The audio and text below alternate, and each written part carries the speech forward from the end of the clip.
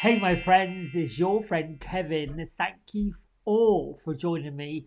Whether you're new subscribers, existing subscribers, you're all friends of the channel.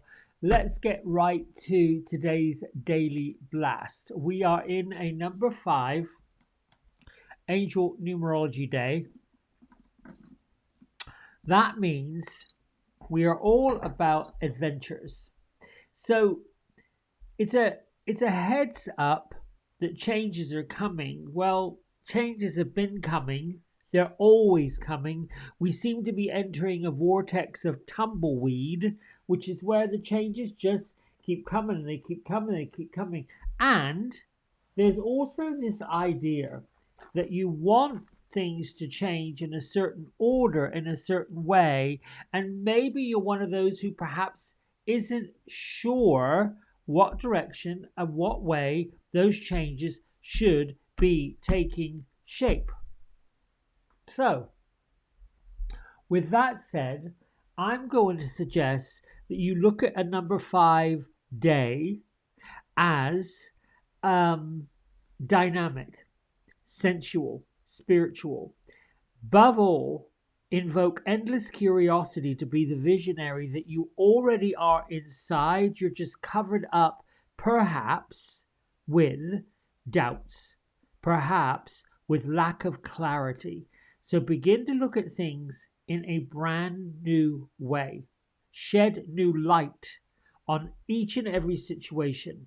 Now, what's also interesting is the moon is now in Virgo. However, we're coming up on the full moon, and that is going to shift into the sign of Libra, which is the sign about relationships. So don't be surprised if you find yourself getting a little wound up.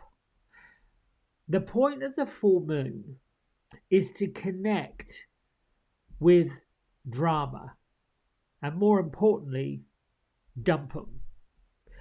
No one really needs drama in their life, and I'm constantly reminded, pretty much by the way I'm feeling, what is going on? Why am I feeling this way, that way, the other way? I tend not to recognize when I'm feeling great, good, frivolous, fun, silly, sassy, all of those things. It just goes with that seems to be my natural way of being. I only notice. He is natural by Imagine Dragons. Oh my goodness. No, no, no, stop it. Goodbye. Oh, you know, these digital little. I mean, really, Siri, are you just gonna start your nonsense in the middle of this video? Okay, let me regroup. Really, Imagine by Imagine Dragons. Well, now my mind has gone all over the place. I've got to get back on track. Sorry. Let me get right to Archangel Michael, the angel affirmation card. I'm so sorry. Call upon my sword of divine light to sever unwanted energetic connections around you, freeing you to be your true, perfect, unique self. I love this. I release all energetic connections that hold me back. Yes! I am completely free. Yes! Yes, you are. Yes, you are. Yes, you are. This is what we have to do, people. We have to sort of release the drama. We sort of have to release those feelings that keep us behind the line. And see, I think that that's what's really going on globally, not just in the country you're in, globally. We have this whole silliness happening where, people are feeling one way or another and not necessarily great. We have to get ourselves on the feeling of being better, feeling better. The adventures of getting excited about going on a trip, the adventures of getting excited about being grounded into the earth, the adventures of being excited about the sun illuminating the part of the world during the daytime, and the moon illuminate the part of your world during the night hours. And we're on this full moon energy. I love it. um I would say, wherever possible, if there are some dramatic people who, as I've said before, are still kind of scratching their head and not really sure which way to go, hold space for them to get it out, but you really can't do the work for them. And if you have been the kind of person that has been doing a little bit too much work for other people, you sort of have to let your boundary come down. Because if you've been doing the work, other people been taking advantage of it. I mean, if you're going to do stuff for people, they're going to take. They're going to say, sure, yeah, yeah, I know, I've done it. Until you decide to put a boundary line around you. Now, boundary lines don't have to be harsh. You don't have to take the stance that, I did this, I did that, I'm this, I that. That's not what I'm saying. What I'm saying is boundaries can be a pushing pause on the overgiving and taking back some of your time, taking back some of your power. Let's face it, if you don't go to the filling station, your vehicle's going to run out of gasoline. And I call that spiritual filling station. You want a spiritual filling station. Getting into grounding is spending time in nature, being grateful for what Mother Nature has brought, being grateful that you can be free. You can release these energetic connections that have been holding you back. Now, my isms, I'm self confident and I influence through kindness. Kindness is holding space. It's not actually doing the work for people, it's holding space for them to get out their stuff. My heart space is fully open and I'm boldly living my life. If we're not boldly living our life, if we're not taking these adventurous chances, if we're not saying yes to opportunities when we really don't know what the opportunity is going to bring forth, what are we doing? Waiting until the right picture presents itself? Sometimes you just got to say, yeah, why not? Let's go do it. Let's have fun. The other one, if you've been wondering about money and finances, I attract wealth and prosperity. My money is growing and abundance comes to me easily. Amen. Whoosh! Bang, bang. Let's go. Elohim has been with us all week long. The activation is I take responsibility for my own karma. It says here, release yourself from the pain of guilt. Your debts are paid. In other words, just forgive yourself. Let yourself be free, which is what Archangel Michael's saying. Release all energetic connections that hold you back. Guilt, shame, the past, the nonsense, that all holds us back. If you had known what you know now, would you have done something different? You can't change the past. You can only move on into this adventurous future. You don't have to buy into other people's idea of what's happening. They're going to have their idea no matter what. What's your idea? What's your big adventurous plan? Where's your hand, heart, and brain? In other words, if you place your hands on your heart, I usually like to put my right hand first, then my left hand over the top, both feet flat on the floor, and then my eyes closed down. Now I'm seeing the light in my third eye center, which is right between your eyebrow. Take a breath in. Send that light to your heart.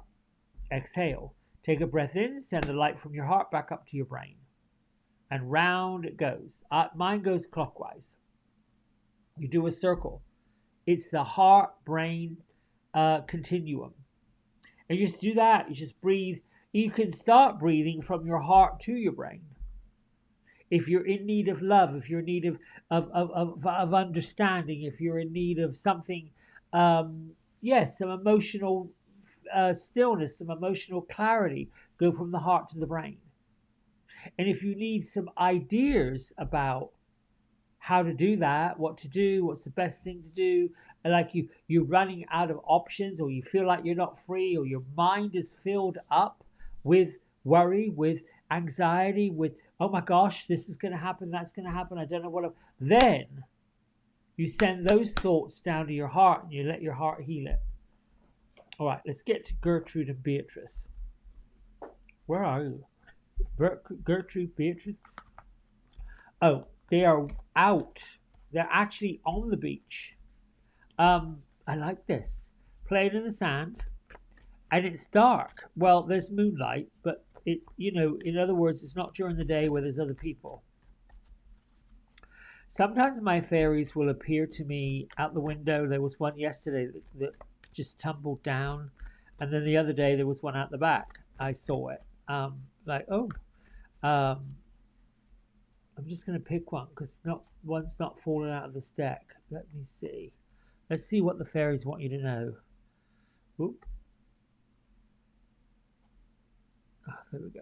Two stuck together. I love working with my fairies. They bring fun, frivolity. Look, wisdom. Now here I get my message. There's an owl in a tree, and there's a fairy looking to the owl to bring the wisdom. Well, you have the wisdom already within you. You've got the wisdom to know what to do to discern the best way to move forward. That's on you. It's not on anyone else.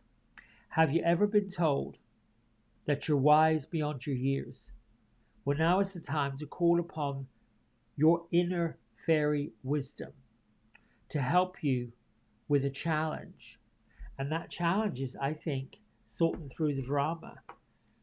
It's like using this wisdom fairy to discern what's really better for me. What do I need to know today? And you can ask the wisdom fairy, if you believe you've got one of your own, come here and bring me what I need to know. The wisdom fairy tells us it's time to call on your inner wisdom and help yourself through these challenging times. We can only know what we know by going inward. And when you go within, you never go without. Someone you know could be giving you some insight into their situation. Well, the wise fairy is maybe going to bring you some insight to it. And if you know that this may be difficult for them to take or listen to or understand, then you bring in the power of the white owl, because owls are a symbol of wisdom. And the wisdom fairy is also telling us it's time to trust our inner knowing. Its ability to see far beyond what we've seen before. When owls fly, they're very quiet. You never hear them. You see them, you can hear them hooting.